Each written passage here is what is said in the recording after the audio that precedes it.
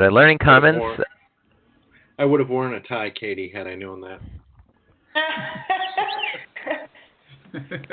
There you go.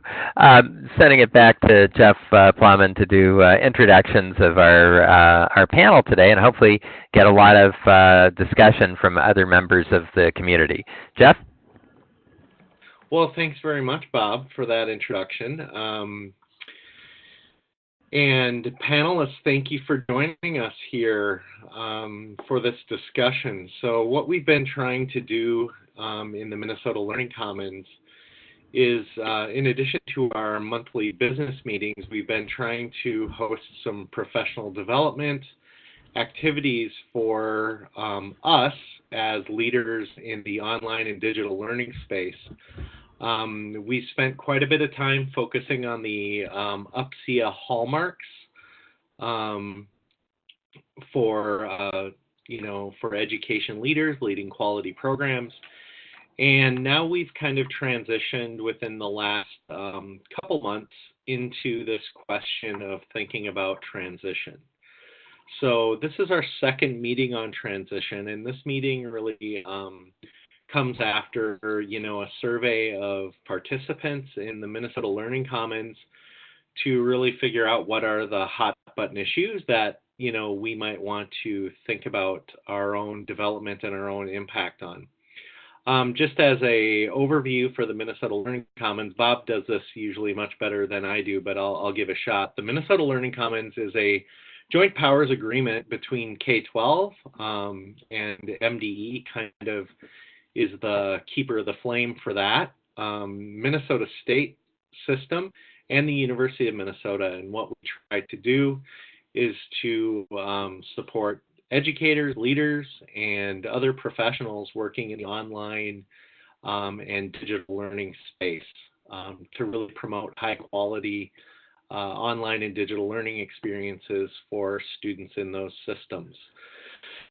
And so this topic of transition is one that's really interesting to us, and some of the things that came out of it so far have been questions about high school students who are taking online PSEO courses. We also have a number of high school students who are involved in online learning, either as full-time, they go to online high schools, or take, the odd course here or there to supplement their high school experience. And then, of course, as they get into universities and colleges, they may take online courses, fully online, or at least be asked to interact through some of the learning management systems that our schools have. So really our question here is, one of action. We're thinking about what we can each do within our own system, but also because this is a collaboration, the Commons is a collaboration, we're thinking about what we can do to support each other. And so that's why we're here today. We have we're really lucky to have some people who are kind of from the side of preparing teachers to go out and teach in these digital learning environments. We've got people who work in the K-12 sector. We're glad to have Jen here from ITEM, thinking about standards and things like that. So I think what I'd like to do is just kind of jump right into it here, because we've got two focus questions today, really. The first question is, and this came up last time as a gap. We don't really have, we do have standards embedded for digital and information literacy within the social studies and ELA K-12 standards in general. But beyond that, we don't have, mandatory adoption of standards in K-12. And we talked about that might be a barrier that's holding us back. So to get us started, we've got Mary and Jen. Maybe if Mary, I can ask you to respond first. to this question, what do you think we can do to promote adoption of digital and information literacy standards? Mm-hmm. Thanks, Jeff. Can everybody hear me okay? Yeah. Mm-hmm. Yeah. Okay, just want to make sure my microphone was on and I wasn't speaking at mute like I sometimes do. Thank you, everyone, for the opportunity to speak to you today. So I think when it comes to addressing digital and information literacy and what we can do to promote that, while there is a process through the standards revisions that go on from the Minnesota Department of Education that statutorily calls for all the standards areas as they come up for review to incorporate information and technology literacy in those standards. That's a very difficult task for those standards committees because when you think about it, think about revising, for example, the standards for mathematics and trying to get a group of people with expertise in mathematics to come together and do that work. And it is intensive work, and it's a volunteer effort on behalf of teachers of mathematics and people from universities and so on that come in to do that.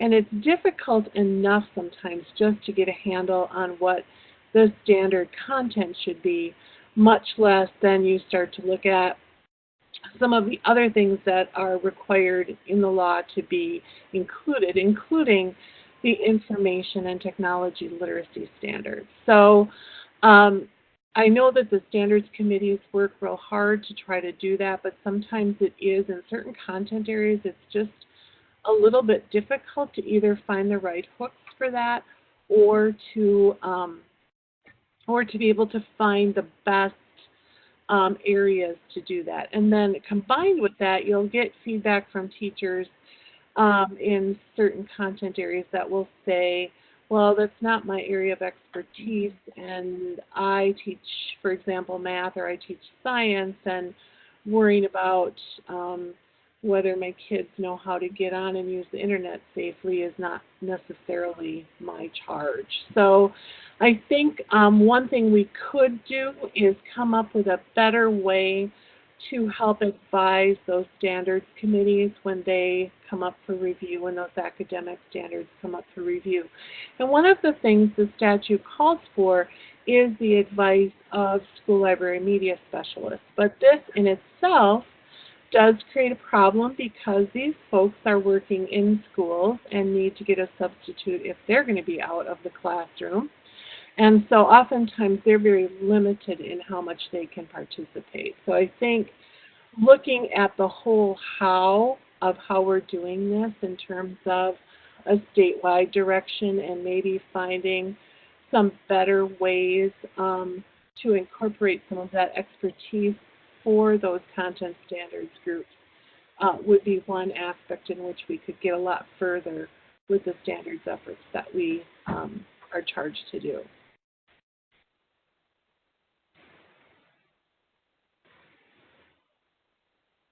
Thanks a lot for that, Mary. I'm going to invite Jen into the conversation now.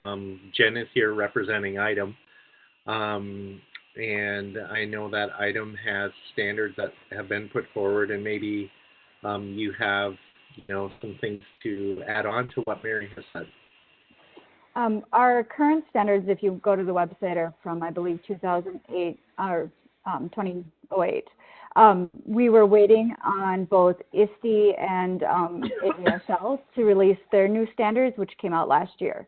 So IDEM has been in a process to refresh our standards with the hope of having a draft to the membership at the this October at the fall conference.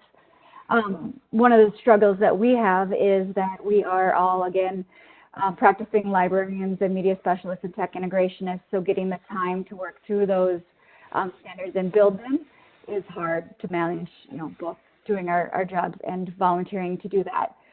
So work has been done at conferences and small chunks in the summer. So there is progress being made, and the goal is that 2019. I do find hope every time I look in those other standards, because I know a lot, you can see it in those other standards, the new ones, that the overlap. The ASL and the ISTE standards, when they came out, they're huge. There's a textbook size book for how to implement and what they mean. So taking those, breaking them down, finding the relevance, because both of them are good guides. Where do they overlap? What do they mean for Minnesota students? And then what can we as educational technology media leaders say is best for our kids? That's where we are as item leaders right now. And that was my cat. Sorry about that. Can I just ask, Yep. Jen, is during the standard review process, because I know that the ELA one is just going to be formed or is forming up right now for the most recent ELA standards review, does ITEM strategically, or not strategically, but does ITEM make sure that there is representation on in those different standards review groups, or how does that work? We put ourselves out there, or if we see an option to be invited, absolutely. When something comes through that we know that something's coming up, we look for or send out an invitation for people to step up. Sometimes we don't know things are coming. Sometimes there's nice overlap where I'm a language arts teacher, so it would have been great if I would have known. I would have been a good person to be able to cover both worlds there. So sometimes we don't know things are happening, so that would be a good place if we were going to move forward. I'm a tech integrationist, I'm a media specialist, and I'm a language arts teacher. So someone like me would be great in a process like that. But again, like Mary said, getting out of school is hard, but being able to work on or give feedback on what is being done is easier to do when you don't have to be out of work to give feedback. Jen, this is Bob Rubini. Just confirming, you're in the Hopkins district, is that right? Yep, I'm at Hopkins North Junior High, which is a 789. Yeah, ironically, my wife used to work in the media center there back in the 90s at Hopkins North. She helped design that. So question, as we, before we move on to our higher education folks, I was wondering, do you have much interaction with people in higher ed in terms of, how they're preparing new teachers?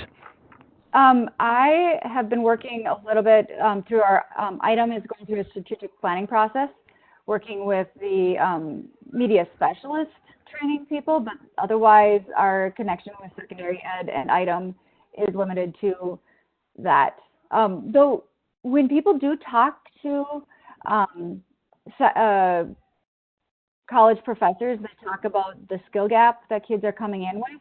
You can tell the kids who know how to do MLA and can then apply to APA because they have to do that switch when they get to college. English teachers insist on MLA and the kids have to then switch.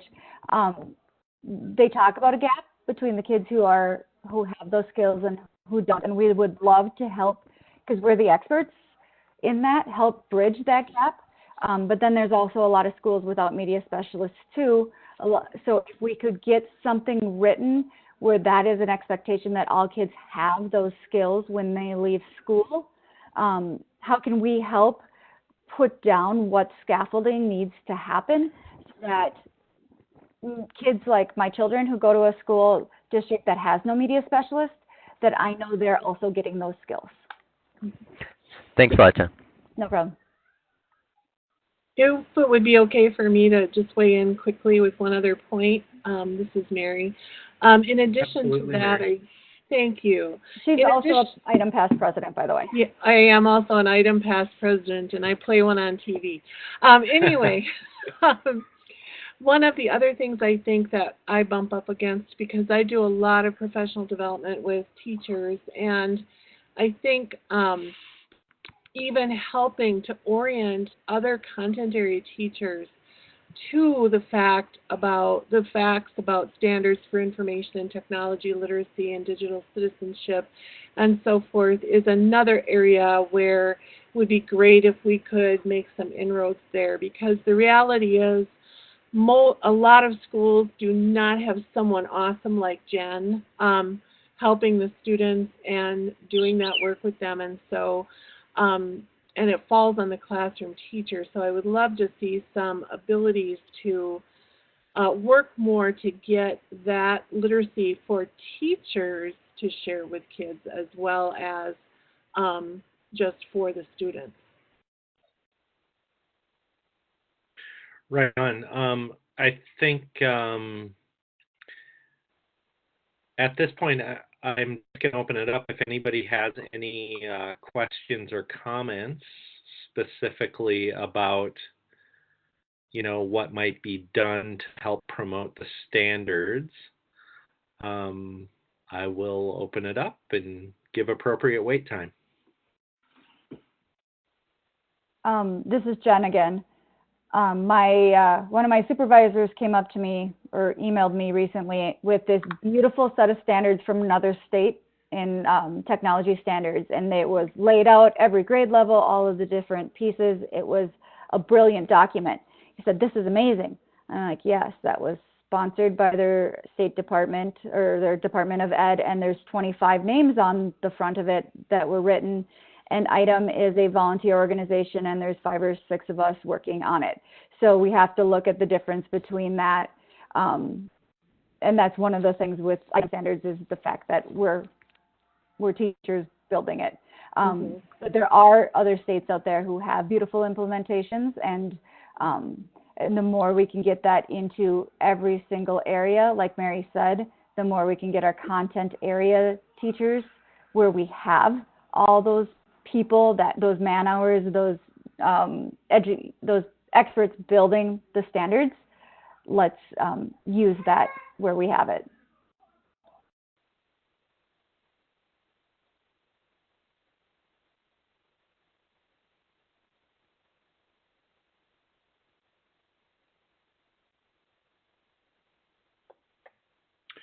All right, so we'll have time at the end if more people would like to ask questions specifically about standards. But again, this is really about professional educators who are leading this work in the classrooms day in and day out. And so one of the things that came up in our discussion in the previous month about the transition was the skills that are being taught to pre-service teachers. So I'm going to invite in our people from higher ed, and I think I'll just ask maybe Lana Peterson to join us first and address this question. What are we doing to prepare the next generation of teachers in terms of digital and information literacy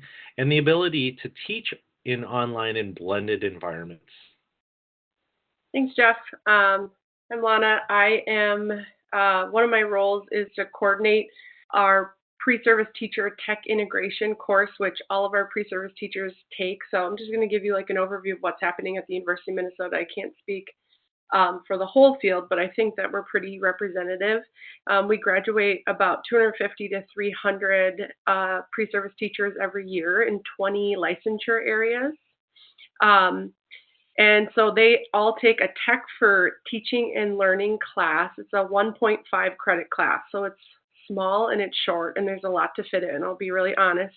It's based on 10 Minnesota Standards of Effective Practice for Teachers, which is around instructional strategies, diverse learners, and assessment.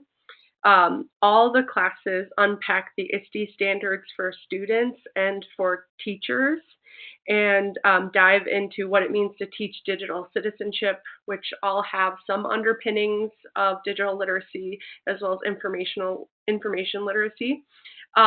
All of our classes, whether they're taught face-to-face or completely online, are blended as well too, and so they can come in for lab hours and experience technologies that they may see in K-12 classrooms. And then even if they meet face-to-face, they have some online components. And although the University of Minnesota has chose to go with Canvas as the learning platform, we allow these teachers to use LMS that is more used in the K-12 area. Not that Canvas isn't, but we can kind of assume that our students are going to have some experience with that. So they use Schoology, we use Seesaw, we use Google Classroom, and we really leave it up to our instructors to choose what they want to do. And so they're constantly modeling what blended learning can look like. All of our teaching, well, most of our teaching instructors are community faculty, which I see as a huge benefit. It's a very specific qualifications to teach this course, and so we don't have a lot of people internally to teach it.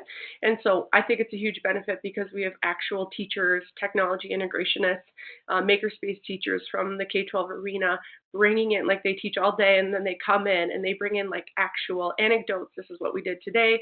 Here's an activity I did with my students. And so I think that that's really added value to our program. I think specifically related to digital literacy and information literacy, we see that our pre-service teachers as learners have a long way to go with this. Just sometimes submitting things can be a big lift. And so it's really interesting to see them trying to conceptualize how to teach digital literacy as they are becoming more digital literate themselves. And then again, using the tech in their pedagogies as well. In addition, I'll say, to the pre-service teachers, we also have a robust MED program, and I know we're not the only university that has this, and I'm actually a graduate of our Learning Technologies MED program with a focus on K-12 education, which gives you more time and space to dig into, like the item standards is definitely something I did, and a lot of our students who go through the MED program position themselves as great candidates for technology integrationists at like the district level. And so it just provides way more space to do something like that. I'll say in addition to this one class, the Office of Ed Tech, the government level, federal government level, let out Advancing Ed Tech and Teacher Education Preparation Policy Brief in 2016, and which kind of stated the obvious in that technology integration, blended learning, digital literacy should not be taught in one standalone class. It should be integrated across the programs and modeled inside the content areas. That, in addition to feedback from cooperating principals and teachers in the Minnesota area, said that our pre-service teachers needed more training in technology integration. And so our teacher education redesign initiative added a tech integration component. And now all of our pre-service teachers are getting iPads, which in itself does not provide additional digital literacy, but we also have 2 full-time staff members who are academic technologists who are now training our instructors and faculty members on how to integrate these technologies into their classroom. And as we know, change is slow, but I think it's really intentional, and that program is growing, and we're getting a lot of great feedback on that. So really proud of that program. Thanks very much for that.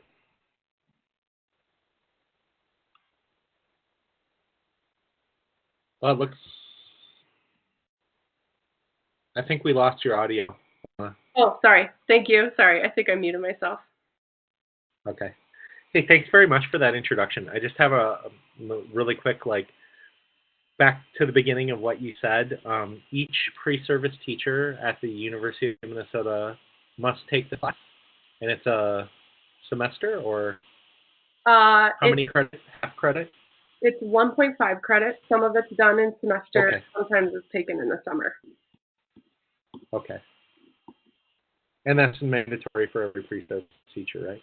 Yeah, I think there's only the art ed people have opted to do their own version of this class, but they're still getting some sort of version of it. Cool. Thanks very much for that. This is Leslie. I'm wondering if I could ask a quick question. What do you mean when you say community faculty? I'm a community faculty member at Metro State, which might mean something very different. Yeah, so our community faculty are paid by the credit. They don't get like full benefits or anything. They're not, so we have instructors who teach full time and they have like course and service requirements that they have. So it might be advising or something like that, and have to teach X amount of classes per semester. Community faculty are hired by the class and paid by the credit for that specific deliverable, that class. So, Lana, this is Bob. Would that be equivalent in other institutions, be called adjuncts or contingents? Yep, yeah. Okay.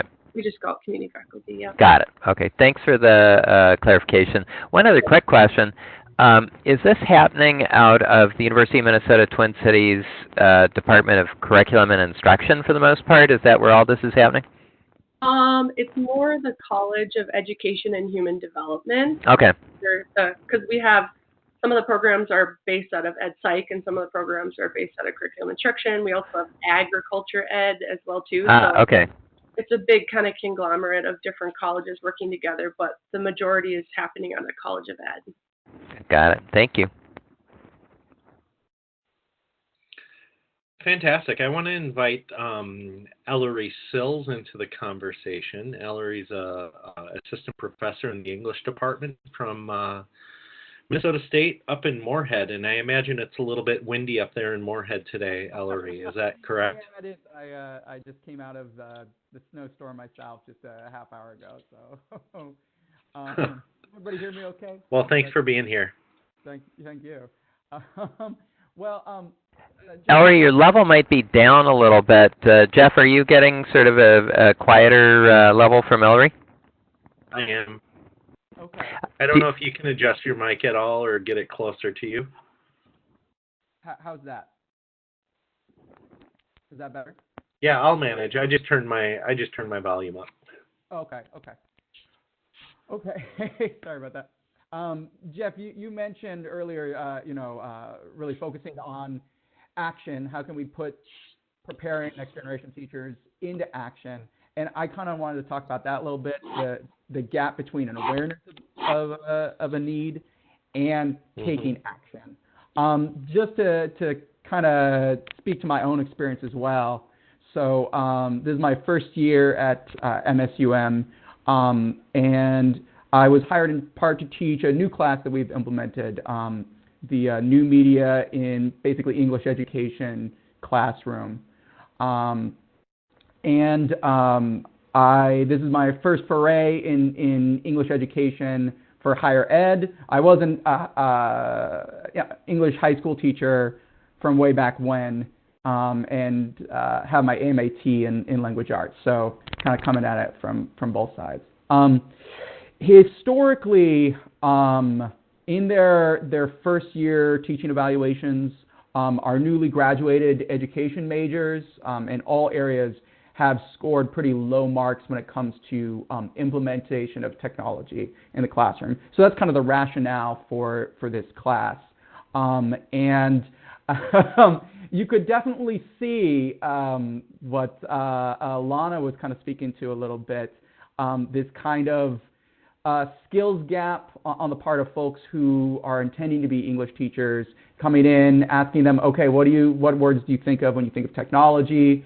Using words like, I feel anxious, worried, I feel sweaty about using these. And so this new media class and my hire basically was essentially an attempt to address this issue of folks needing this kind of experience.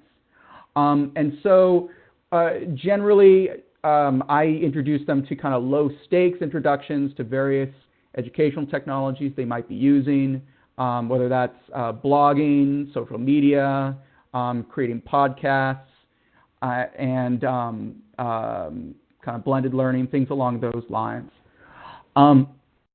One thing I would say is that, so I think this is a first start in the process for our students.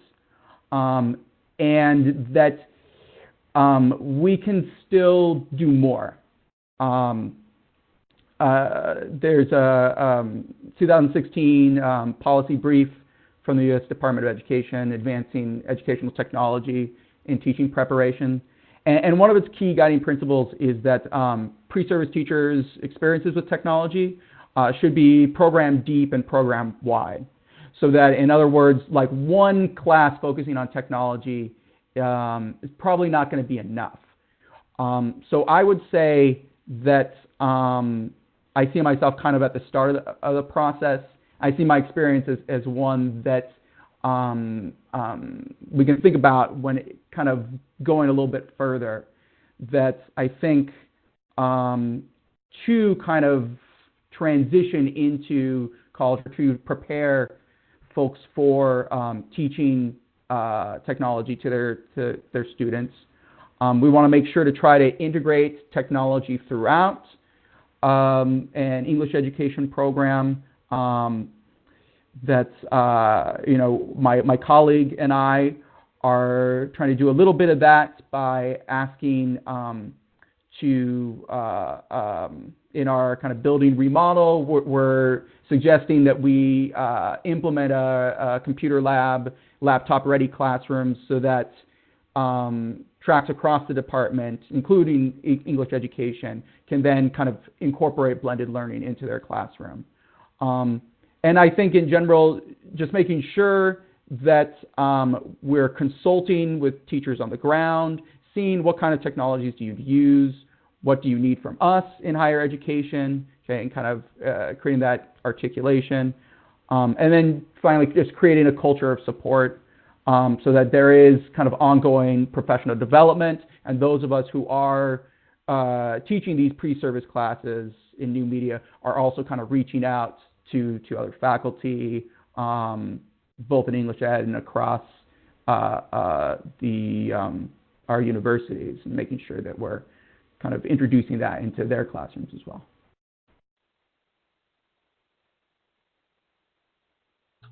Well, this is Leslie. Can I jump in right now with a question? Yeah, Jeff, absolutely. Okay. Yeah, Ellery, thank you. I just wanted to make a statement. I'm the one who reached out to both Ellery and to Kristen, who will speak momentarily, I'm sure.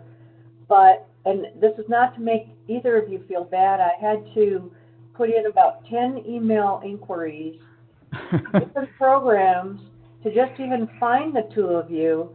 So there were 8 rejections first, but it was as if to say, oh, and I'm sure I'll see head nods, oh, you should talk to this person, they deal with the tech stuff. It was off to the side, and I prepare teachers, but I would have nothing to add to this. I mean, it was, I have nothing to add, I have nothing to add, and so it matches what you said, but my question to you, Ellery, is what you're offering just for the teacher prep program at MSUM? Is it broader? What do you know is happening in the state, and how come you have a pocket of it and it might be missing elsewhere? Although I don't know how many teacher prep programs we have in our system, maybe St. Cloud, Mankato, and MSUM, there might be a few more. But can you speak to the fact that you said, faculty weren't that prepared when you were measuring, and we could do more and we should integrate it more, but like in state, is there just an absence of this occurring? I wouldn't necessarily say so, but I think that the different things that people are doing, that they're like kind of collaborations like this could be more frequent. And I think, again, speaking from my own experience, that teaching this class for the first time, I do feel like I need a greater awareness of what folks are doing across the state. And that is something that I and my colleague recently hired as well, Jason Custer, who will be teaching the class as well, are hoping to lay the groundwork for, that we are consulting with our colleagues in the field, and are, checking in with teachers in our area and seeing what they need and what they're doing. I, for the most part, really have been relying on my other English education colleagues to bring me up to speed on what's going on. And so I'm hoping that education is something that I can build on and go from there. And I think, again, that speaks to the fact that this class where I'm teaching is a starting point, but that it needs to be built on. It should be something that's being integrated into what everyone is doing in state. I hope that answers your question. I did. It does, and we might want to have a conversation offline at some point. It might be an appropriate role for us. I come out of the unit that does faculty development, so yeah. Let's talk offline sometime, okay? Absolutely, sure. Okay. Yeah, this is Bob. I'm actually coming from a unit that does faculty development here as well, albeit in the higher ed level. So would definitely like to have further conversation after our final speaker, Jeff. Yeah, and I think, that's the point and that's the hope, right? I think, we're hoping that some collaborations come out of this and that maybe this can be the beginning of some, networking between people who so far maybe haven't been able to collaborate to the level that might be able to move things forward. I want to invite Kristen Carlson into the conversation. Kristen's an assistant professor from the Department of Information and Media from St. Cloud State University. Kristen, welcome. What would you like to add to this conversation about, the transition of students into your system? Maybe you have some information about what you've seen, or maybe some information about development that's been able to occur with faculty. Yeah, thank you, Jeff. I'll just kind of start with Leslie's question so this is my 6th year teaching the courses that we've kind of been talking about, that instructional technology for the teacher candidates. The Information Media Department, it focuses on technology integration and the media specialist at the graduate level, but then they also offer that undergrad course that those teacher candidates have to take as well. About 4 years ago, we were able to get a small grant to do a faculty cohort to start talking and teaching our teacher prep faculty about the 4 Cs and the ISTE standards, and introduce those faculty that had been on campus for quite some time what those were. And they got a little mini iPad, and then they had to go to some sessions and start embedding technology into their teacher prep courses. And it went really well, and those 12 faculty were engaged. But as with every grant, once it ended, that process, fell by the wayside, and it fell on our department, or those interested in our department, to go knocking on doors of other teacher prep faculty and saying, hey, how can I help you? How can we essentially become the technology integrationist in the building for our faculty as well? And so from my faculty perspective, I really think it's a collaboration that needs to happen with the ITS on campus, and find a better way to make sure there's technology integrationists, not just technicians, to help the teacher prep faculty especially start integrating this in to make sure our teacher prep candidates are prepared when they go out into the field, because otherwise they don't have access.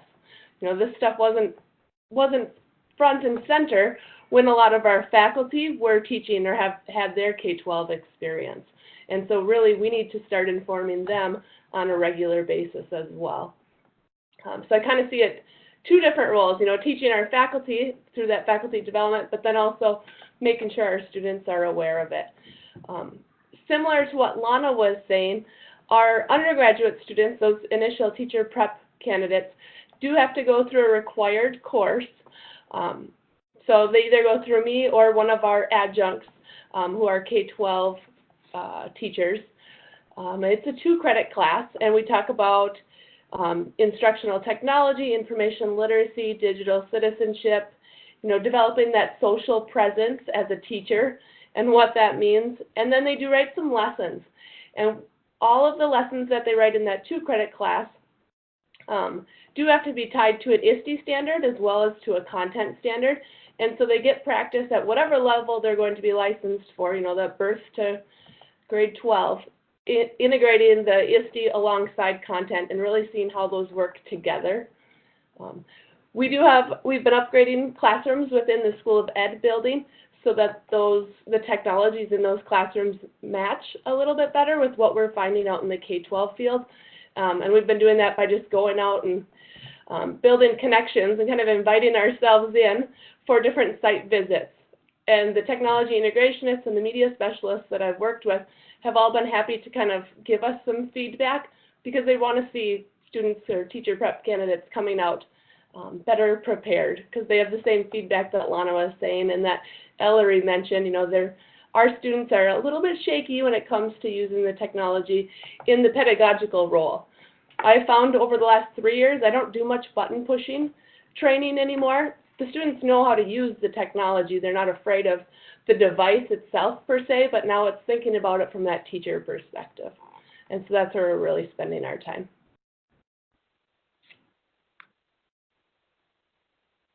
Great, thanks for sharing that perspective. So we'll open it up to questions. If anybody would like to chime in and ask a question, please go ahead and unmute yourself. And you can address to a specific person or the group in general.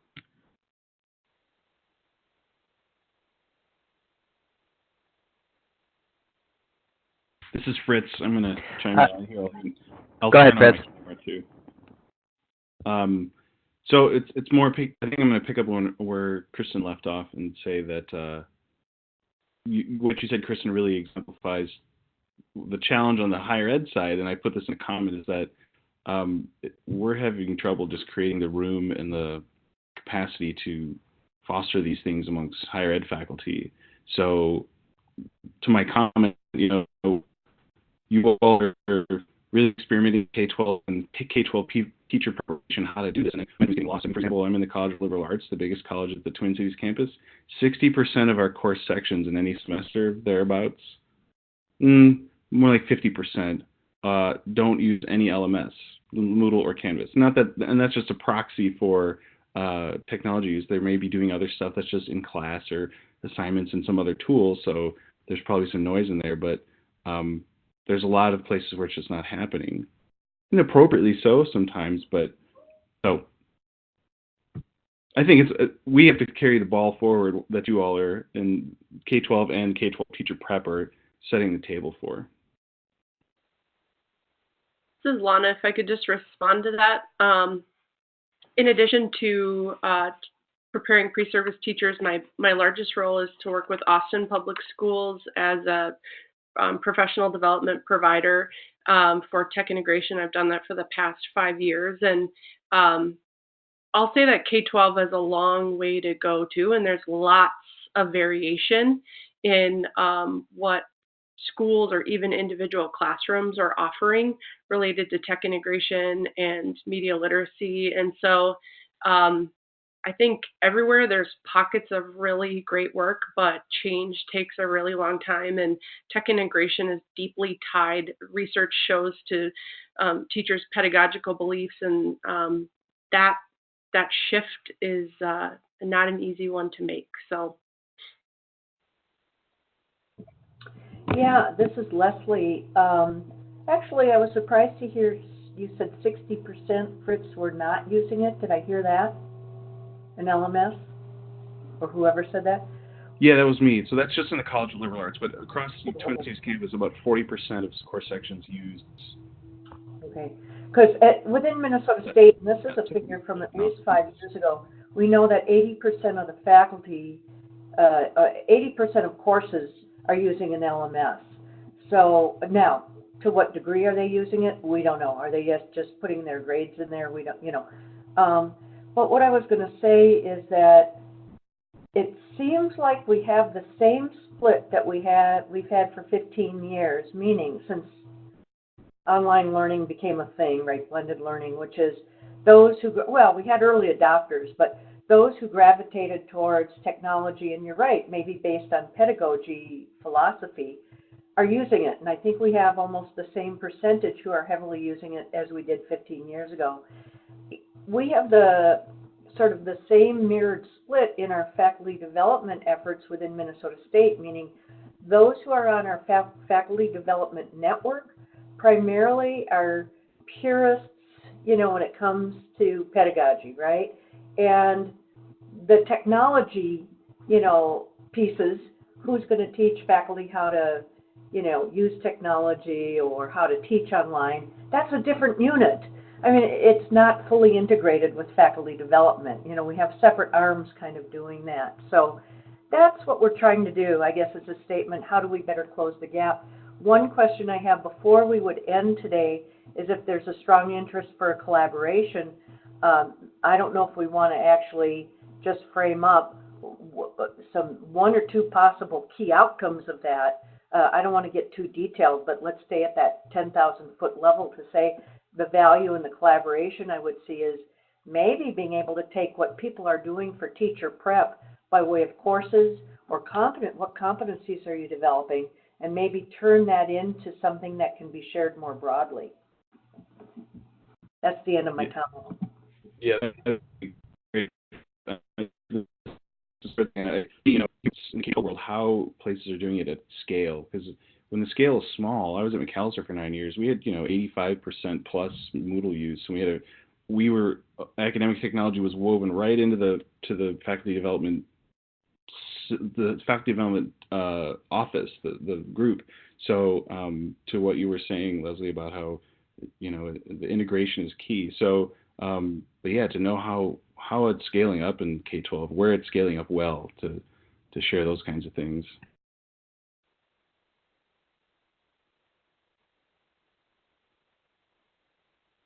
This is Bob. As our executive committee of the Minnesota Learning Commons talked about this, there was just strong interest both on the K-12 side as well as higher ed about how we could better work together on what we called the digital transition. So just want to reiterate, I think, what folks like Leslie and Fritz have said, and Jeff too, that you know, if there are some specific areas that there could be some mutual benefit, we would certainly like to, you know, facilitate folks getting together, and that was part of the hope of this discussion as well.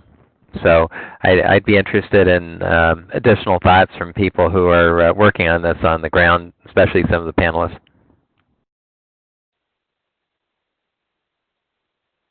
I'd just like to point out Mary Mescomer's comment in the chat. I think you're absolutely right, Mary. It's kind of baffling how we continue to talk about like tech integration as a thing, and even people having that specific role in this industry. Do you want to add more to that and jump in?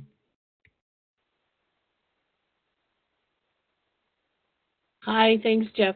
Yeah, I just, my comment was that I just still marvel that we're still talking about this whole idea of technology integration with instruction, whether it be K-12 or higher education instructors, when there's no other business you could go into and not just use technology as a given. It just is still kind of astounding to me that we're still kind of thinking about it as, oh yeah, and then in education we have to use technology effectively for this, because every other industry you would look at, that people use technology and don't think twice about it. Piggybacking on what Mary said, I'm in a one-to-one iPad school where this is year 5 of me there, year 7 or 8 of their rollout. And I always said by now things should be invisible. The iPad should just be part of what is going on. And you can see that in some classrooms. It's transformational what kids are doing. The PSAs they make about drugs, or PSAs they make about littering and what it does in the world, it's transformational. And then other classrooms, they don't come out at all. Mhm. So that gap is there even in a building where the expectation is technology is used all the time. Mhm. And yeah, the fact that I still say a technology integrationist is crazy in a world where at this point in a one-to-one environment, it's different in a school that doesn't have access, but in a one-to-one environment, the technology should be invisible. It should be used when it's in use, and it should be put away when it's not. And yeah, it's a crazy world, and we're at such different places, especially in districts that have, like Hopkins, and districts that do not. Mhm. And even some of the questions that school boards ask, like how are we sure, we're investing in one-to-one iPads or Chromebooks or whatever, how are we sure our investment is paying off? To me is completely the wrong question. The question is, how is it changing the teaching and learning of the kids in your school? And you wouldn't hold up a new science textbook and expect it to improve your science scores by 30%. It's in the teaching, and it's in how those things are incorporated with instruction as a given.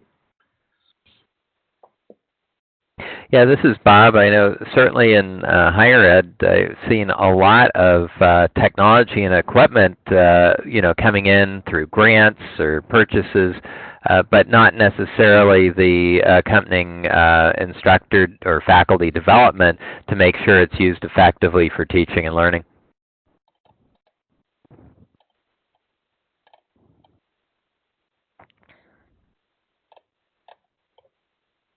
And I would add to that if those two things are not walking hand in hand, then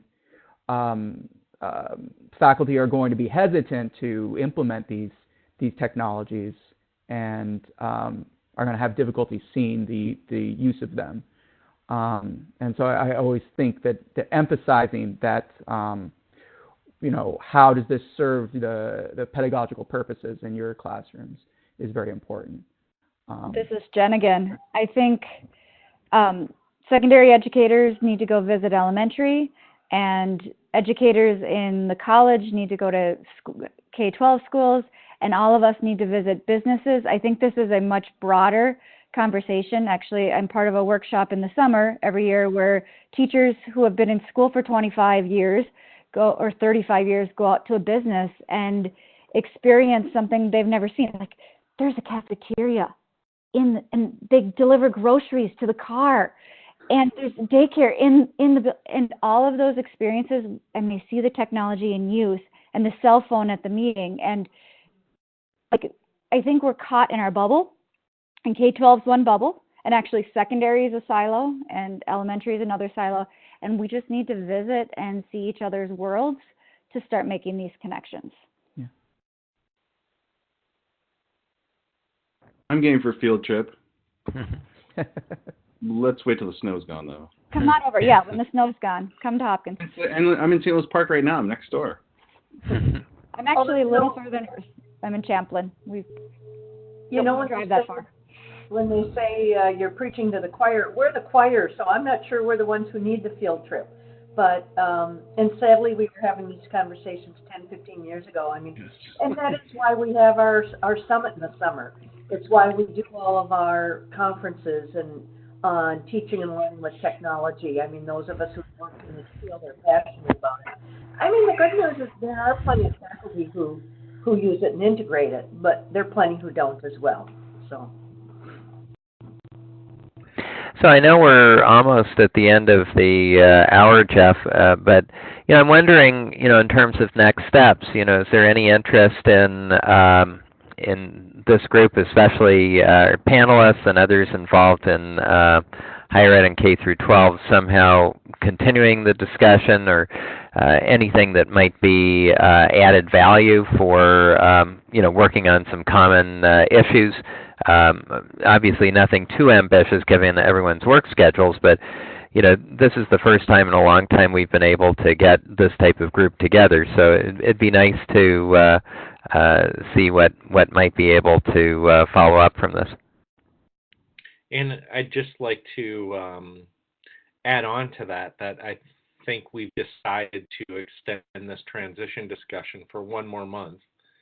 and it looks like one of the topics that we're going to discuss next month is kind of the support that we provide, sort of the identification of students who need support and how we're providing differentiated support for students who are kind of lacking what we would say are the necessary skills. So that was something that came out of last month's discussion as well that we've agreed to sort of take in. So any of you who are part of today's meeting, even if you're if you have something to add to that on the panel for next week, please put your name forward, next month, please feel free to attend again as well. And I think a good idea here is maybe to get us reaching across. It sounds like Lana's doing some things that Ellery might really be interested in, and maybe, like Leslie said earlier in the discussion, maybe she could facilitate some sort of group coming together where we look at all of these sort of technology and practice focused courses that we're teaching, and get a special interest group together about that. Might be a good thing to do, just to share information. So I want to thank all the panelists for participating in today's discussion. And hopefully this isn't the last time we see each other. It would be great for sure to meet up at the summit.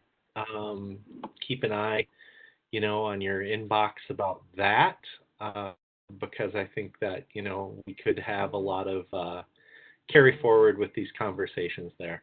With that, I'll turn it over to Bob, maybe to close it up.